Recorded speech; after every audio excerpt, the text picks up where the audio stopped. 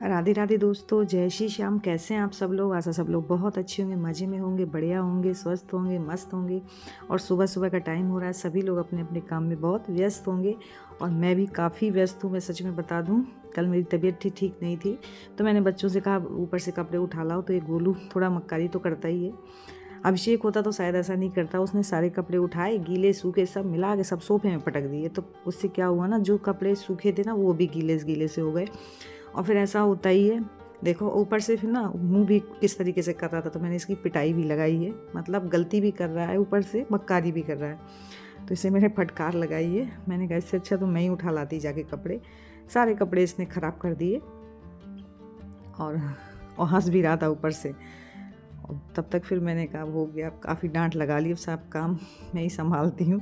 फिर मैंने कपड़े वगैरह सब तय किए और यहाँ आ गई हूँ मिक्सी साफ़ करने। मिक्सी मेरी काफ़ी गंदी हो रही थी और आज मुझे साफ़ सफाई में ही लगना है, क्योंकि 1-1.5 महीने से मैं कुछ कर नहीं पाई ना, तो इतना गंदा हो रहा है हर जगह। क्योंकि खाना बनाना ही हो पाया था जितने लोग भी रहे, बाकी सफाई नहीं हो पाई, क्योंकि काम ही इतना हो गया था कि वो लोग करते भी क्या, क्योंकि खाना ही इतना काफ़ी लोगों का हो जाता था। फिर बर्तन वगैरह, और ठंड में ना काम होता भी नहीं है। ठंड भी उस टाइम बहुत ज़्यादा थी, जब मैंने ऑपरेशन करवाया था ना, बहुत ठंड थी उस टाइम।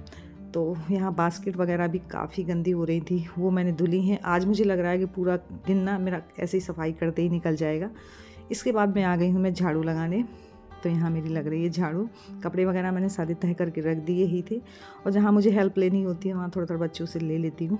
और यहाँ पे हाथ से साफ़ कर रही थी, क्योंकि यहाँ फ्रिज रखा हुआ है और ये जो जितनी बॉटल थी वो रखी हुई थी।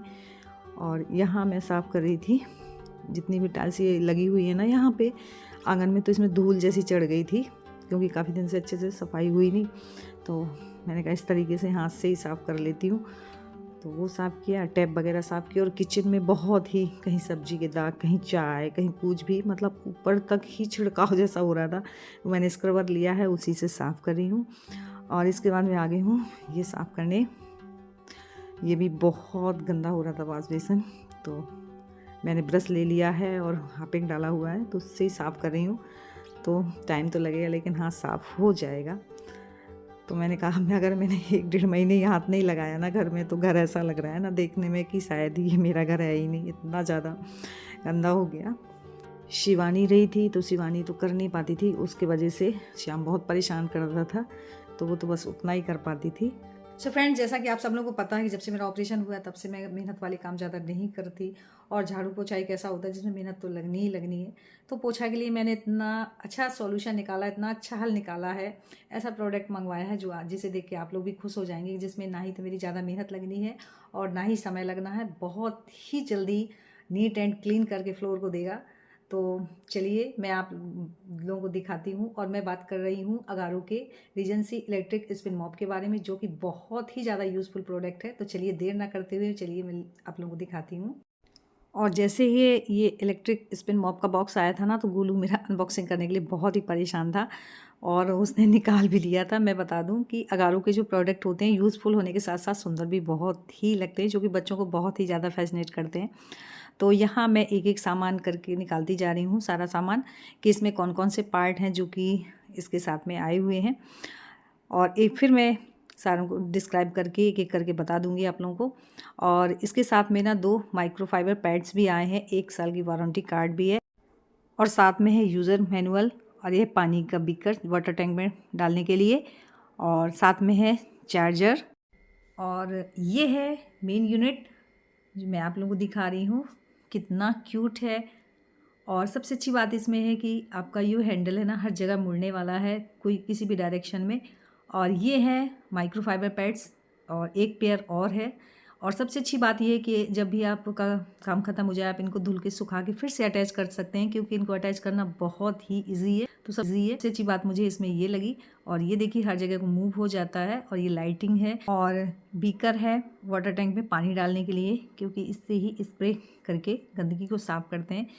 और मेन रॉड ये ना आप कितना भी अपनी रिक्वायरमेंट के हिसाब से इसको छोटा बड़ा कर सकते हैं। जहाँ जैसे सोफे के नीचे है, पलंग के नीचे है, जहाँ आप नहीं पहुँच सकते वहाँ अपनी रिक्वायरमेंट के हिसाब से इसको बड़ा कर सकते हैं। और ये हैंडल में लगी हुई है वायर। अब मैं रॉड में ये वायर डाल रही हूँ जो हैंडल में लगी हुई है, और यहाँ मैंने इसको लॉक कर दिया। और ये दोनों का जो बना हुआ है वायर में कनेक्टर, वहाँ मैंने दोनों को जॉइंट करके ये लॉक कर दिया है। और ये बीकर में ले लिया है मैंने पानी, वाटर टैंक में डाल रही हूँ पानी, क्योंकि स्प्रे करके ही जितनी भी ज़्यादा कढ़ाई की गंदगी होगी वो साफ़ हो गई इसी से। और मैंने लगा दिया हुआ है चार्जर, और चार्ज होते समय इसमें ना रेड कलर की बत्ती जल जाती। और यहाँ मेरा ये मॉप हो रहा है चार्ज। और ये देखिए जो प्रेस बटन है ये आगे वाला ऑन करने के लिए, जिससे पोछा लगने लगता है, और पीछे वाला जो बटन है ना ये स्प्रे करने के लिए है, पीछे वाला। मॉप मेरा चार्ज और बस अब रेडी है पोछा लगाने के लिए। ये देखिए आपको बिल्कुल मेहनत करने की ज़रूरत नहीं है, बस डायरेक्शन देना है आपको जहाँ पोछा लगाना है।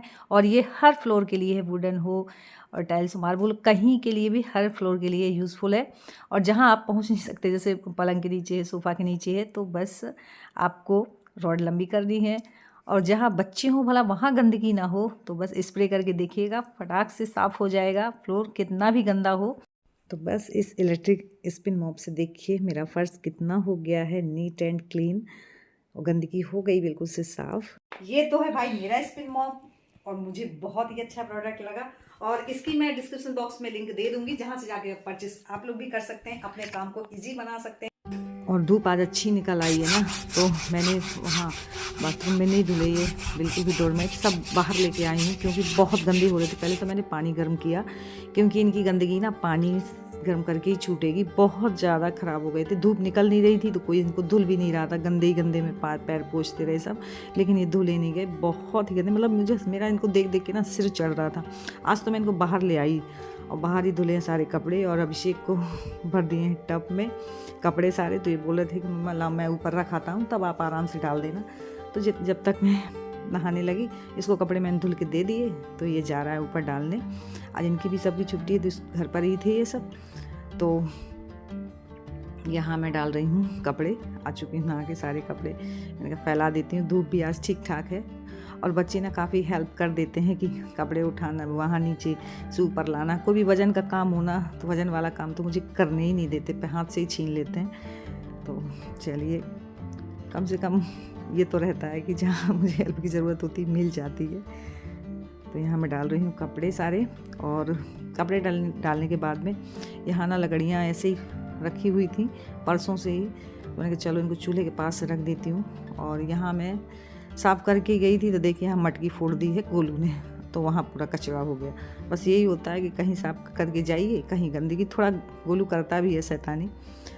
तो यहाँ मैं ले आई हूँ लकड़ियाँ रखने के लिए। और चूल्हे में खाना बना हुआ था ना, तो तब से लकड़ी भी उसमें ऐसी की ऐसी रखी हुई थी, तो मैंने इनको भी संभाल के एक तरफ रख देती हूँ, क्योंकि अभी तो खाना बनना नहीं है। जब कभी हम चूल्हे में खाना बना लेते हैं, पर डे खाना तो बनता ही नहीं, क्योंकि टाइम ही नहीं रहता कि चूल्हे में खाना बन जाए। वो तो ये है कि फुर्सत का काम होता है, तो चूल्हे में शाम के टाइम कभी कभार बन जाता है, लेकिन सफाई तो हमको उसकी करनी ही है, बनाए खाना या ना बनाए।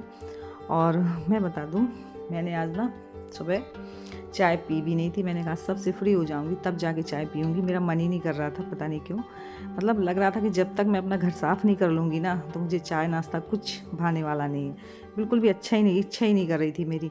तो जल्दी से काम निपटा के पूजा वगैरह करके, तो यहाँ मेरा चाय नाश्ता हो रहा है बिस्किट का।